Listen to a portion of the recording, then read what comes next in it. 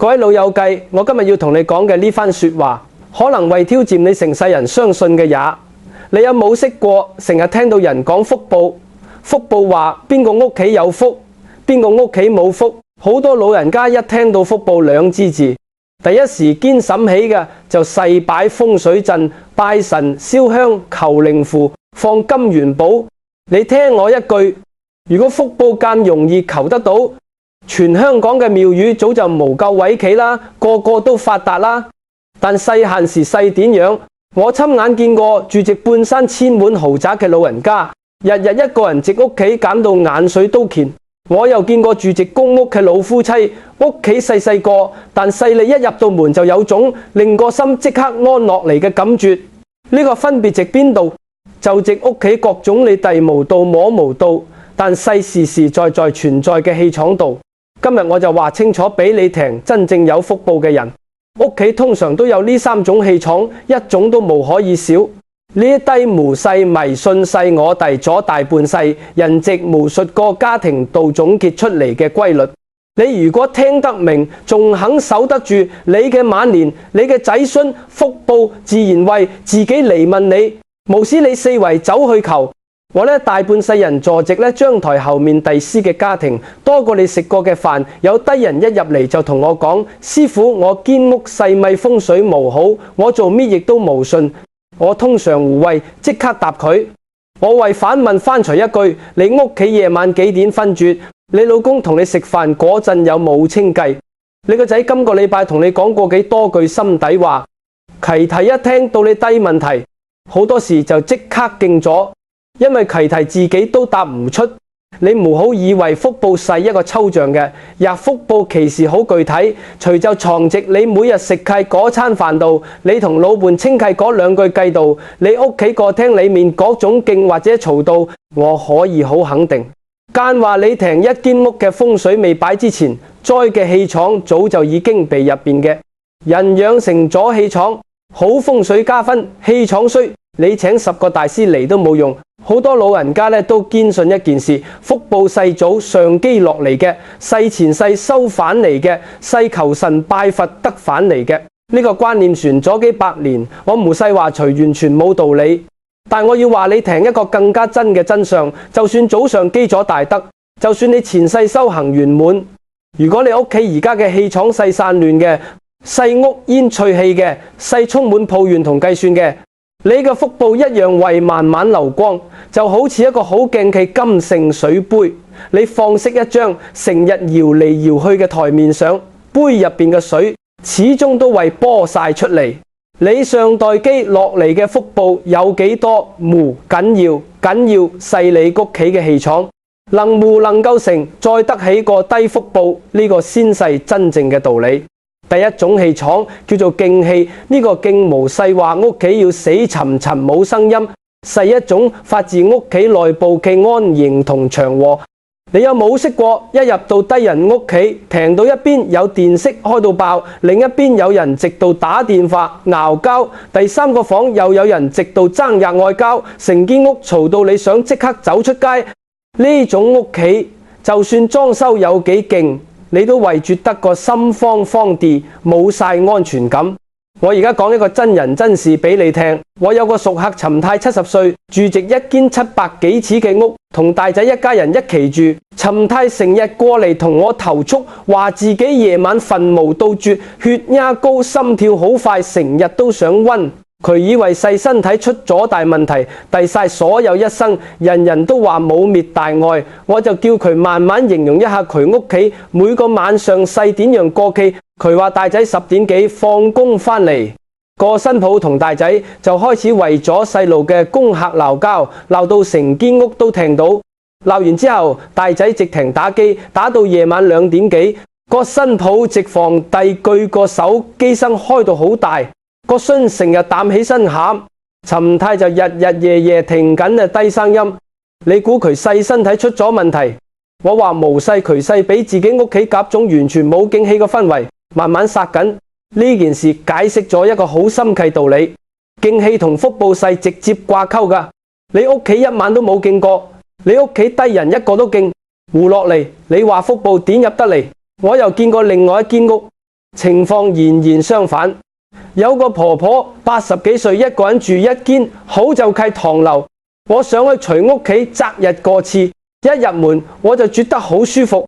屋戶大，但細好乾淨，桌面上放住一杯茶，個電色細，關住嘅收音機播住清微嘅音粒，枝烏靜靜間瞓。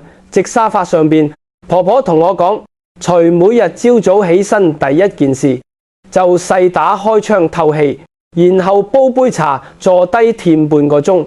呢種安靜嘅生活習慣，養到佢90歲都仲行得走得計性重，好過好多後生仔。你話咧，低勢無勢福報就勢，點解敬氣間緊要？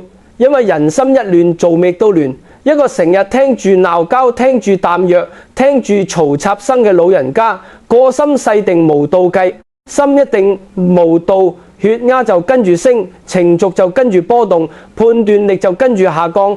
連你自己嘅仔女望住你都覺得你成日火燥燥，佢哋就更加無想返嚟探你。呢個時候你屋企嘅氣場就正式進入惡性循環，越嘈越冇人返，越冇人返你就越孤獨，越孤獨你就更加想問人講，亦一講就細，抱怨埋怨，越抱怨個氣場就越差。你話福報點為你？就算福報行到門口，都為被呢啲亂氣沖散。間點樣先可以養出勁氣？我有幾個建議俾大家。第一，屋企無好日日開住電視當背景聲。好多老人家怕勁，寧願開住個電視自己聽都冇聽。其實咧，低雜音會令你嘅腦袋一日到黑都處於興奮狀，太長期胃傷神。第二，晚飯之後全屋人加定時間關咗手機，一齊坐低講15分鐘計都好。你無好以為呢個細浪費時間呢，15分鐘就細養勁氣嘅關鍵時刻。第三，如果屋企有人中意鬧交，你要立咗個規矩，有日好講，唔好大聲鬧交，要出街鬧，唔好污染屋企嘅氣場。呢一個無勢封建，呢一個勢保護你自己晚年嘅健康。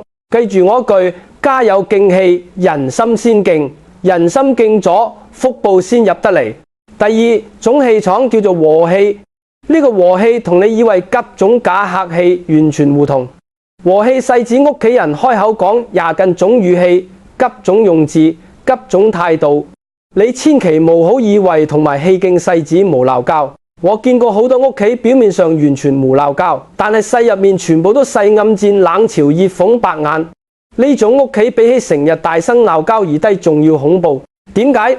因為明鬧你可以走，冷戰你可以無視，但細各種陰嘴嘅諷刺位慢慢滲入你嘅骨頭入面。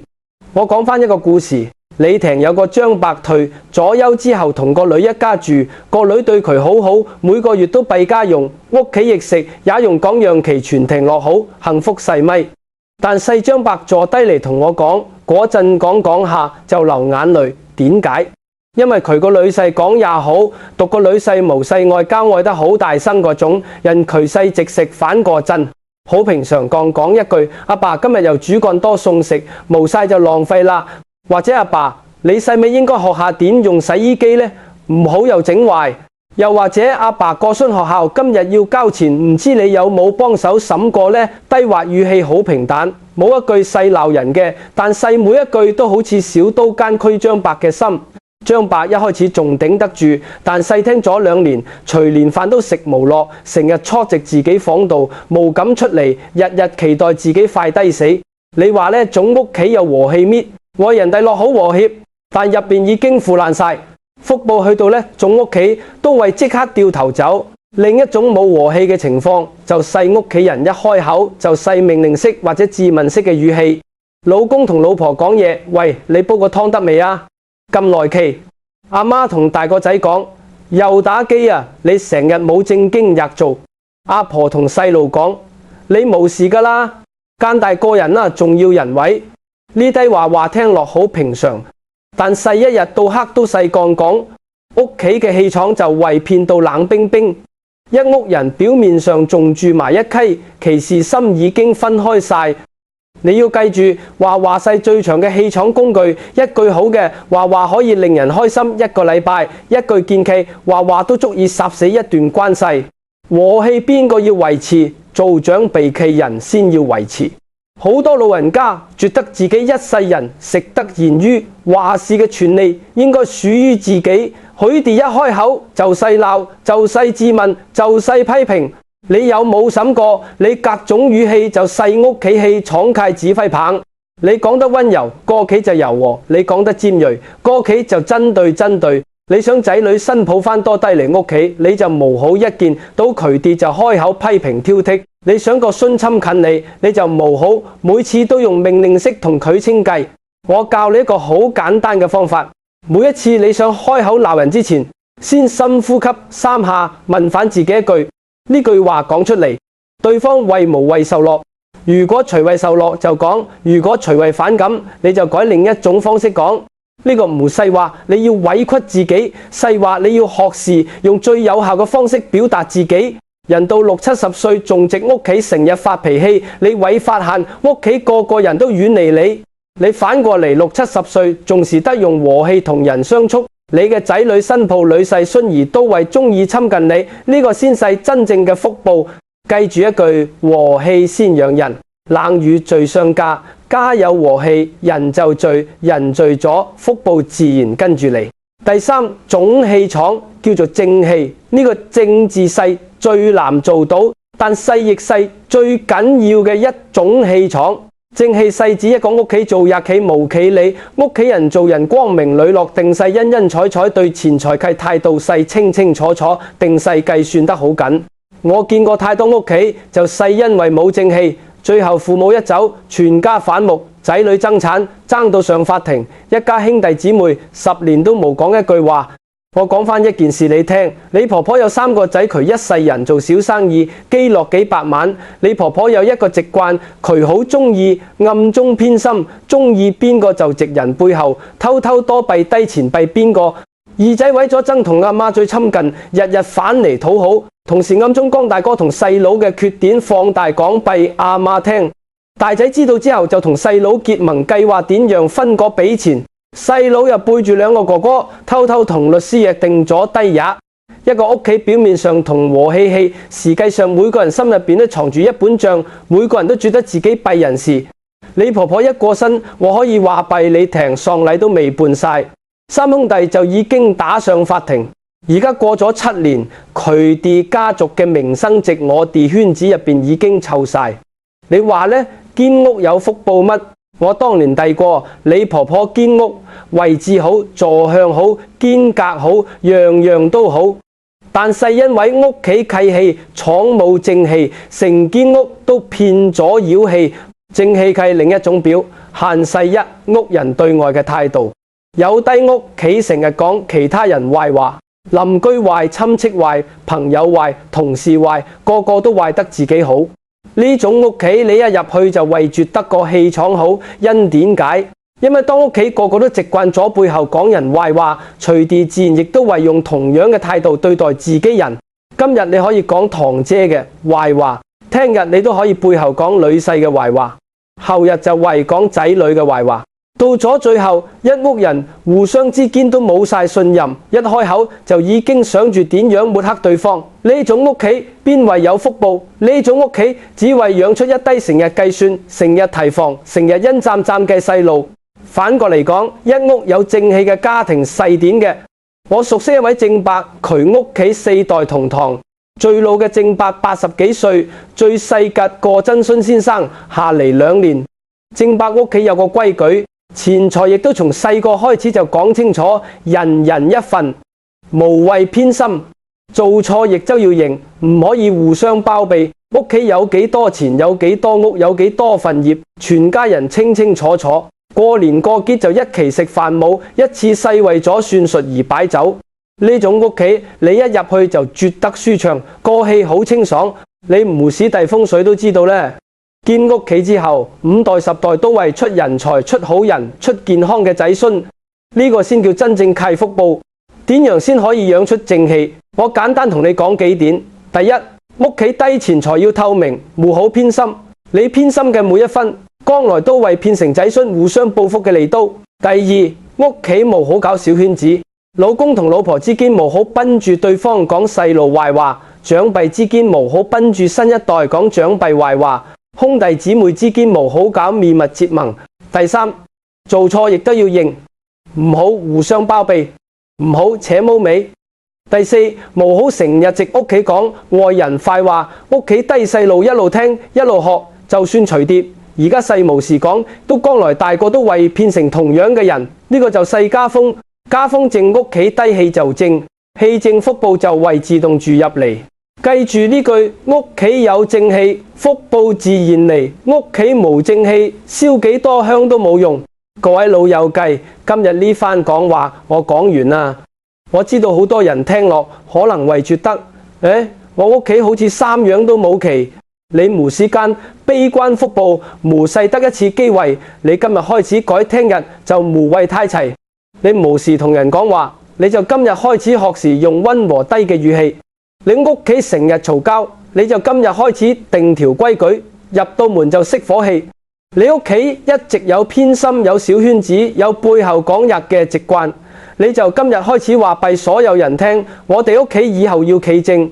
呢一低改變無謂即刻見到結果，但細3個月之後，呢位發現屋企低人開始中意反嚟，仔孫開始想親近你，你自己個心亦都為靜落嚟。呢個就細福報開始入嚟嘅先兆。真正嘅福報從來都無勢求返嚟，勢養返嚟嘅。你屋企有勁氣，你個攞袋就清；你屋企有和氣，你個心情就好；你屋企有正氣，你個仔孫就企理。呢3種氣廠加埋，你話你嘅晚年為無為好，一定為好。前夕自己守屋企有3氣，晚年先有真正嘅安全感。我而家想問一問各位遞緊嘅老友記，你屋企而家有邊種氣廠最多，邊種最少？你最想改變嘅細邊一種？直留言區同我分享一下。我為親自遞你哋嘅留言。你有冇識過因為屋企嘈到你地無道絕？你有冇識過被屋企人一句冷語吸到心痛？你有冇識過見過屋企因為錢反目？將你嘅故事寫低，被其他老友記遞下，隨地見到你嘅經歷，可能就為審起自己屋企嘅問題。如果你覺得我今日呢番說話對你有啟發，你就將呢條片分享，俾你身邊嘅老友，俾你嘅仔女新抱，俾你嘅兄弟姊妹。呢啲道理越多人聽到越好，因為屋企嘅氣場一改，成個家族嘅命運都會跟住變。想繼續聽更多關於晚年親情同人性嘅真相，記得撳低訂閱我哋嘅頻道，開埋個小鈴鐺，講下次我更新新片你就無謂走漏。祝大家屋企個個都有勁氣、和氣、正氣，晚年真正有福，仔孫都跟住行運。我哋下期節目再見。